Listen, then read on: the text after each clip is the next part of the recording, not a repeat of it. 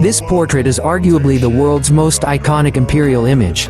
Napoleon crossing the Alps, painted by French artist Jacques-Louis David between 1800 and 1802. Today, its various versions are held in museums across France, Germany, and Austria.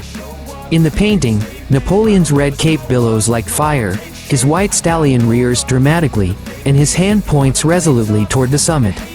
Yet, this legendary scene is pure fiction. It was a brilliantly executed branding campaign. Historically, Napoleon didn't ride a spirited horse across the treacherous Great Street Bernard Pass in 1800. Bundled in a heavy coat, he actually crossed on a slow, practical donkey led by a local guide. Some accounts even say it was a mule. And the weather? It was perfectly clear and sunny. The commission came from the King of Spain to honor the rising European hero. But David didn't just paint an officer navigating a mountain trail.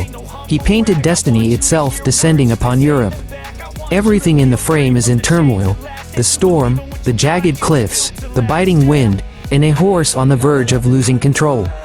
Yet, Napoleon remains unnaturally calm. His gaze is unshakable. Instead of holding the reins loosely, his left hand grips them tight, while his right hand points firmly toward victory. This is the ultimate display of heroic control. No matter how chaotic the world becomes, a great leader never loses his composure. The backstory is equally dramatic. Napoleon flatly refused to pose or even sit for sketches, telling David, "Who cares if Alexander the Great actually sat for his portraits? Just paint his spirit." Consequently, David had to have his own son put on Napoleon's Marengo uniform and pose on a wooden horse to complete this masterpiece.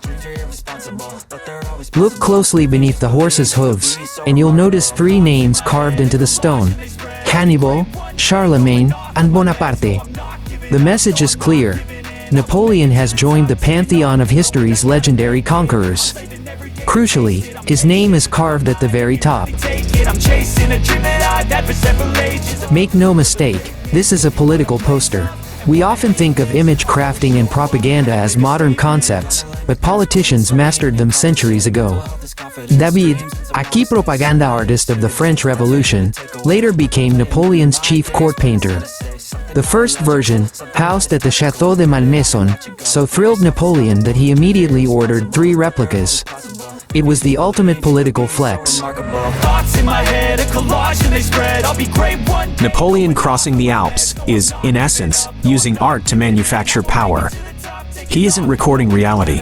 He's shaping how people should remember Napoleon. Even Napoleon himself once publicly said, "A portrait doesn't need to look like the person. What matters is the spirit."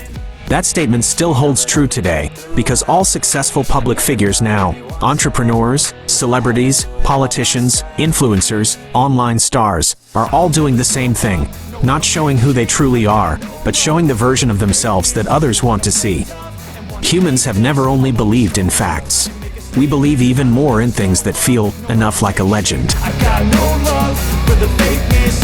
I'm Brother Gao. Let's explore masterpieces from museums around the world and the deeper reflections hidden behind them. Don't forget to like, subscribe, save, and share. Turn on notifications and select all to support the channel. More incredible masterpieces are coming soon.